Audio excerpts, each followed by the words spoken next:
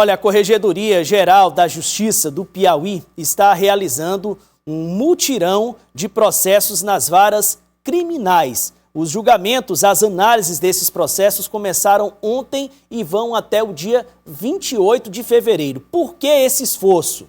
O Conselho Nacional de Justiça verificou que o tempo necessário da abertura do processo até o seu julgamento aqui no estado do Piauí está girando em torno de 1.500 dias. O desejo do CNJ é que isso ocorra em 1.100 dias, ou seja, o tempo aqui para se ter uma solução para o caso, para processos criminais no Piauí, estaria quase 30% acima do que deseja o Conselho Nacional de Justiça. Sobre isso, eu vou ter mais informações a partir de agora com a repórter Nájila Fernandes. Bom dia, Nájila.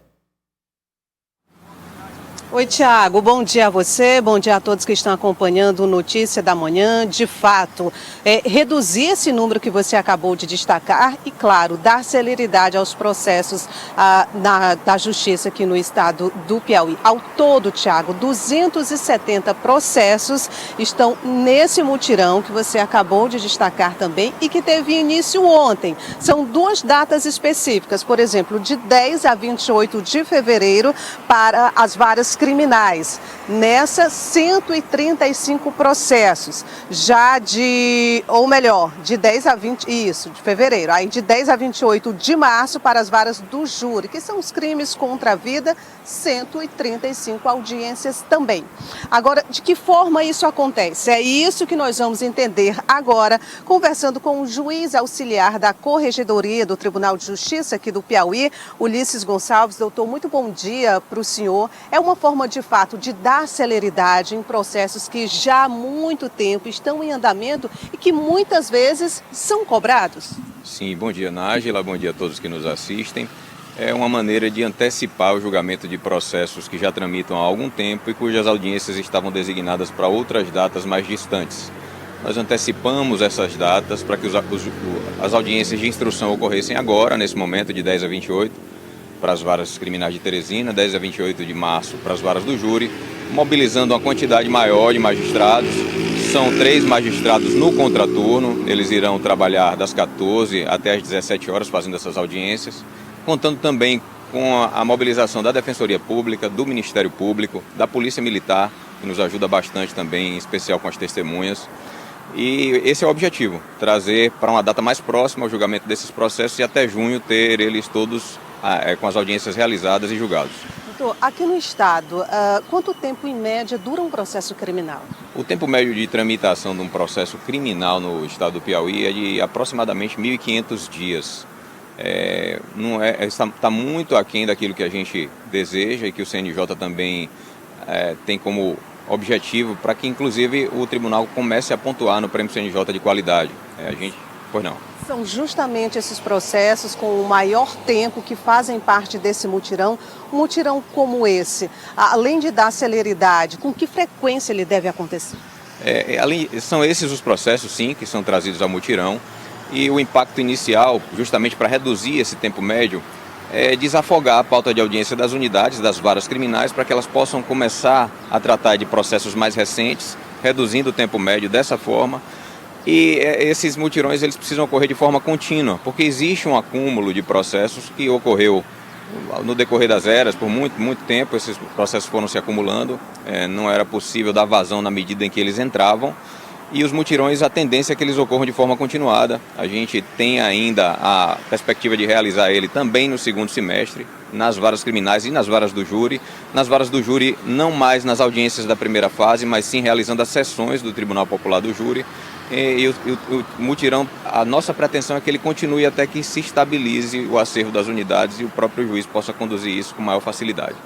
O Tiago no estúdio tem uma pergunta para o senhor. Pois não, Tiago, você faz um repasso aqui para o doutor Ulisses. Eu gostaria de saber o que causa, o que termina causando, né? Quais são os principais fatores que influenciam para essa morosidade dos processos e saber também quais foram os critérios utilizados para a escolha desses que entraram no rol de processos a serem analisados no mutirão. Doutor Tiago questiona primeiro quais são os critérios que levam a essa morosidade e também os critérios de escolha para esses processos para que eles pudessem fazer parte do mutirão.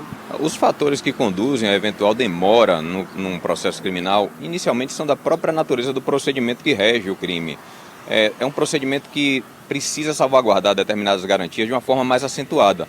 Por exemplo, o acusado ele precisa ser citado pessoalmente e muitas das vezes os acusados eles mudam os seus endereços e o judiciário precisa envidar todos os esforços necessários para encontrar essa pessoa.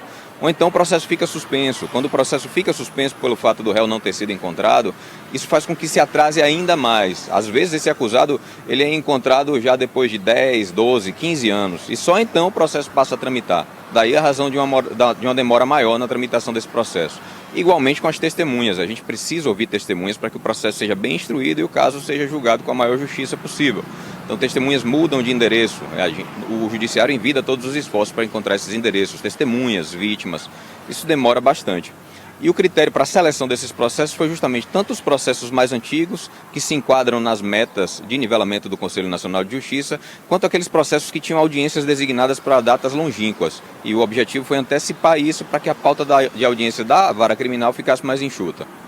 Chama a atenção esse tempo que o senhor citou, por exemplo, para localizar uma pessoa citada, 10, 20 ou até mais anos. Logo no início do processo, doutor, não seria possível fazer alguma coisa, pelo menos para tentar identificar a localização exata da pessoa envolvida? Isso é feito.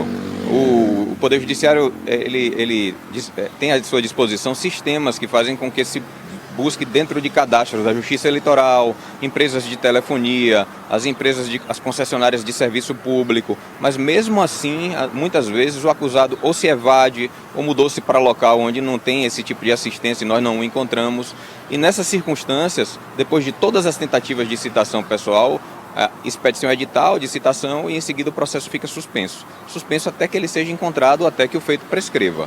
É assim que funciona. Se a gente comparar 2025 com 5 ou até mais anos atrás, ainda destacando a questão da morosidade, dá para dizer que a justiça tem sido mais ágil, que inclusive talvez a própria tecnologia, alguns avanços já inclusive citados muitas vezes pelo TJ, tem auxiliado nessa agilidade no que diz respeito ao julgamento dos processos? Sim, em especial, dado aqui a situação dos processos criminais, quanto à disponibilidade de mecanismos de encontrada dessas pessoas, porque todos agora estão inseridos no mundo digital, então fica mais fácil encontrar também. E a celeridade decorrente também dos próprios sistemas, tudo tramitando eletronicamente, as intimações de advogados ocorrem quase que em tempo real, isso tem facilitado bastante.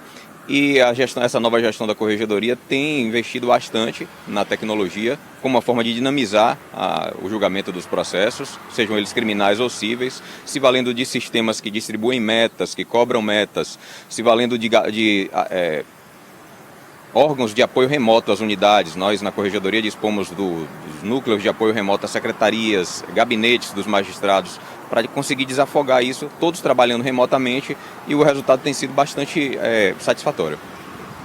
Ulisses Gonçalves, juiz auxiliar da Corregedoria do Tribunal de Justiça do Piauí. Doutor, muito obrigada pelas informações, um ótimo dia de trabalho. Tiago, só repassando as datas direitinho, porque como eu disse, já teve início esse mutirão ontem, dia 10 de fevereiro. De 10 de fevereiro até o dia 28 são para as varas criminais, totalizando 135 audiências. Já na data de 10 a 28 de março são os processos das varas do júri. Crimes contra a vida, também 135 audiências, totalizando 270 processos nesse mutirão. Tiago.